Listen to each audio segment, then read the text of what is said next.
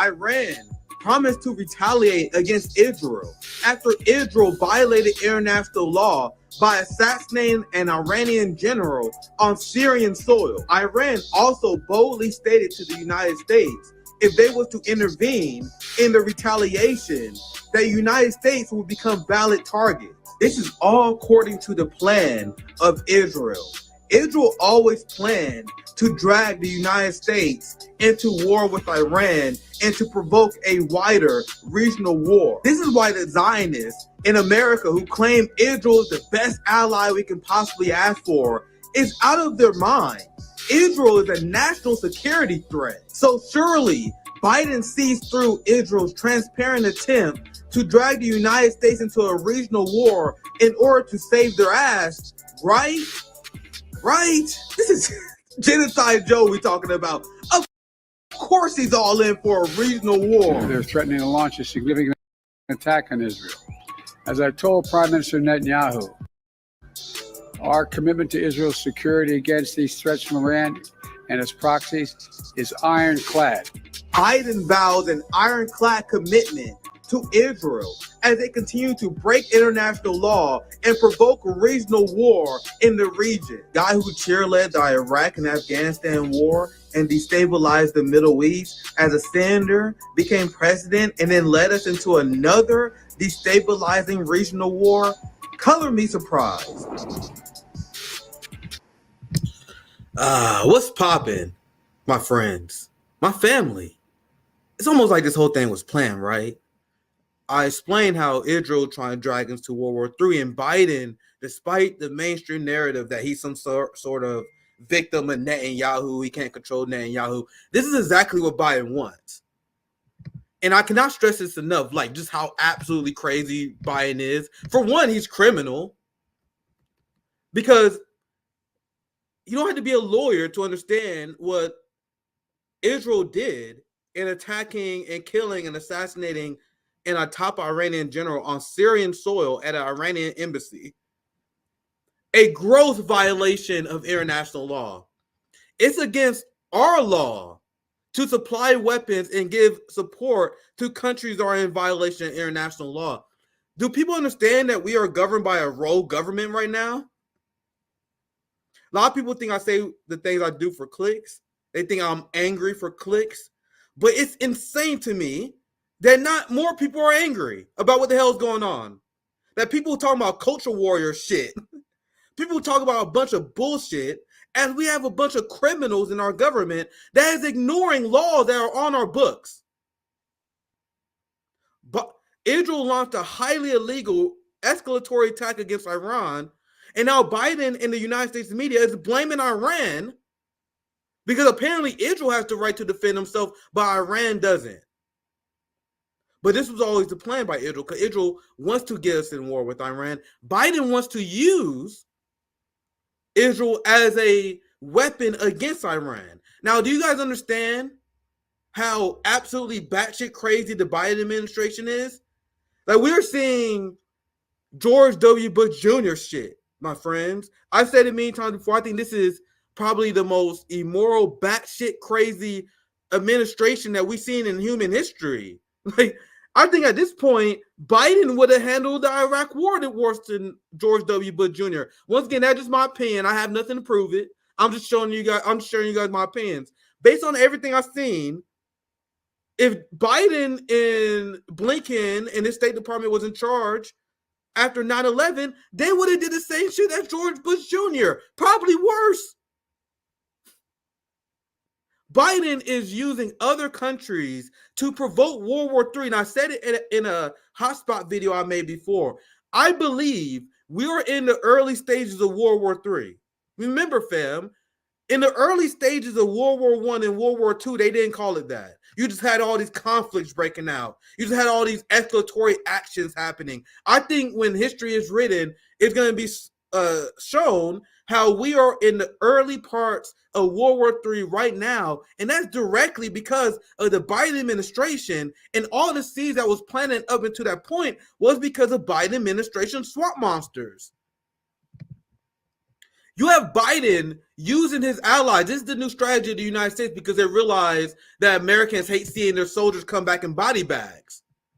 They use other countries to wage war. We got proxy wars everywhere.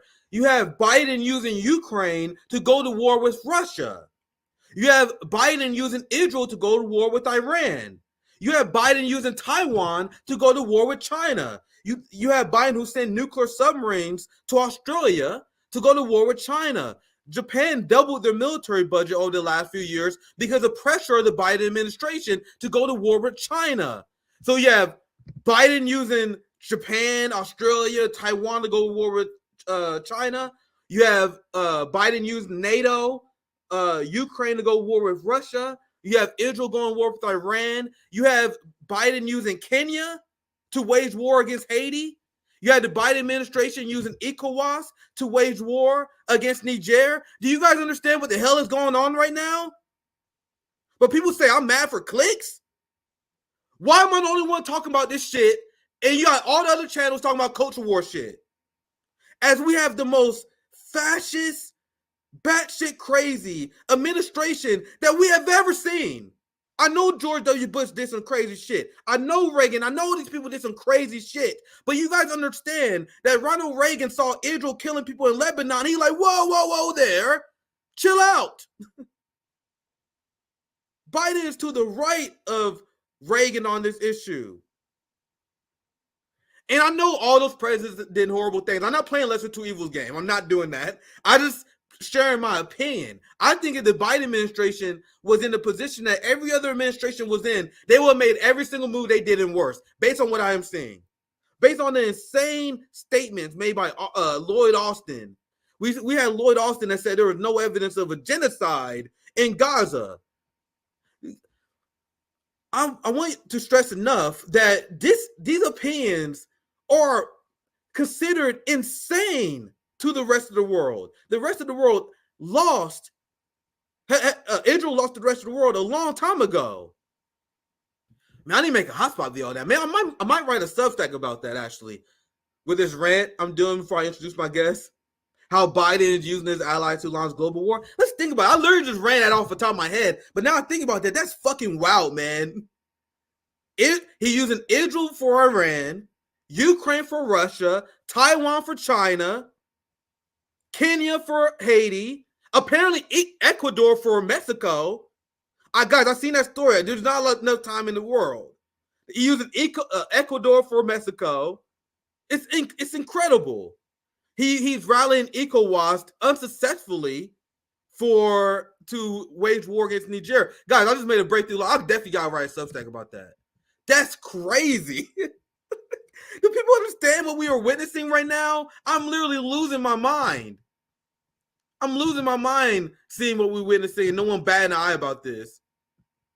So you're gonna have ongoing coverage of this. Like everyone is watching. I've been watching this shit like a hawk, man. Waiting for this Iran shit to pop off because Iran is about to respond. And Joe Biden is more than happy to be a useful idiot for the state of Israel to drag us and get our sons and daughters murdered in the Middle East. Actually, oh fuck, let me see if I can find this article. Shit. I wish I saved this in hindsight. There's an article I saw earlier while I was doing my reading in the morning, doing my hotspot prep, where it was like the United States is worried about personnel being attacked by Iran because of this. And now do you guys know why I go so hard on the United States military and the failure of parents? Those failure parents who allow their children to die in wars. If you're a parent and you don't pull your child out of the military, I don't want to hear a goddamn complaint. You're the worst parent of all time if you allow your child to die in United States war. Especially when they telegraphing the war they got planned. Biden plans to sacrifice United States soldiers and use them as bait against Iran. No one gives a shit about that, though. You have AOC talking about, hey, guys, we got to vote for Joe Biden because he's going to erase student loan debt. No, she didn't say erase. I got to be 100% clear on this. She said they're going to ease the suffering of student debt.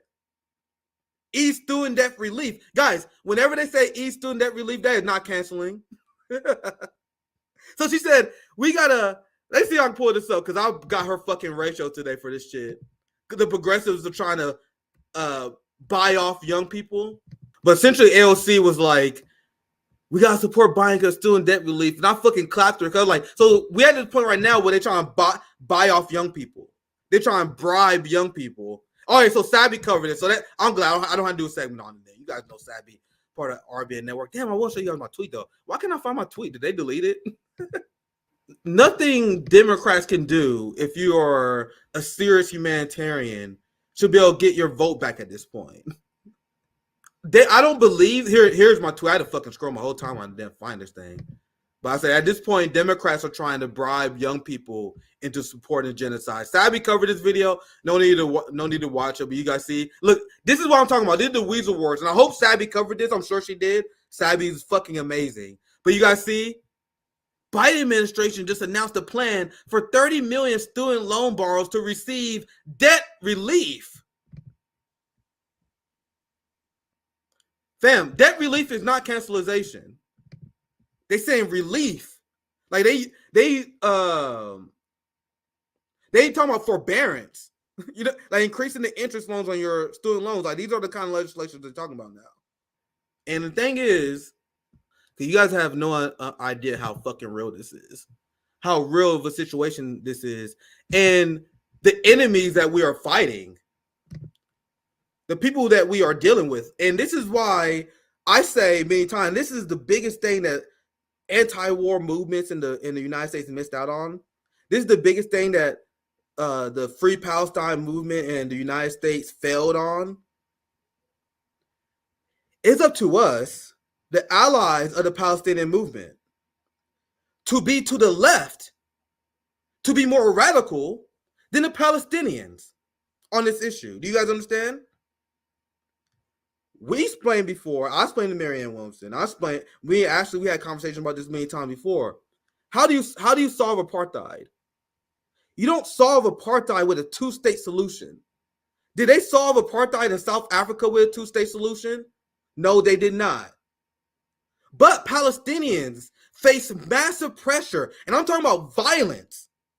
I'm talking about economic retaliation for supporting the correct position, for supporting their liberation. So, fam, you guys can't blame any Palestinian, at least my position is, you can't blame any Palestinian who supported two-state solution. Because you got to understand, Palestinians are under the threat of death and murder from Zionist terrorists not to support their liberation.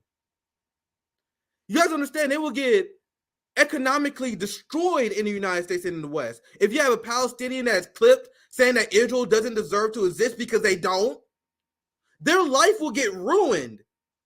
Especially they live in the UK, especially in the elite academia. So what is our role? Our role as activists is to alleviate that pressure. We should be to their left because we don't have that intimidation. We do in a way, but not the same level of Palestinians. If any Palestinian, for example, on Facebook post Free Palestine, they have Zionists that will email their employer the next day, they get fired.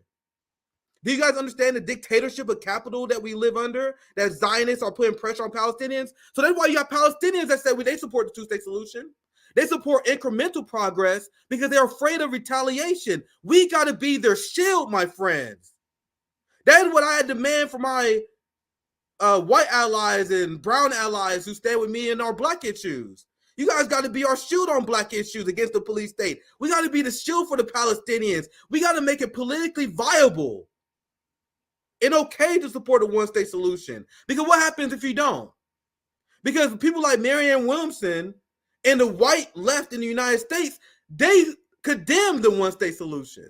They say, no, the one-state solution is horrible. You can't have an equal state where everyone have equal rights under the law.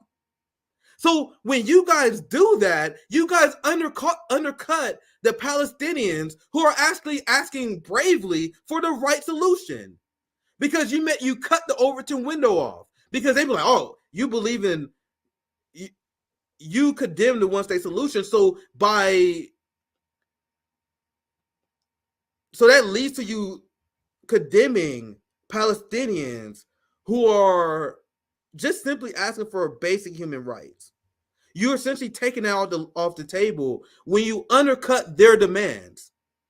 So what we can do, because there are actually Palestinians who disagree with me. I'm meeting a lot of Palestinian activists for the first time. I don't know their position on this.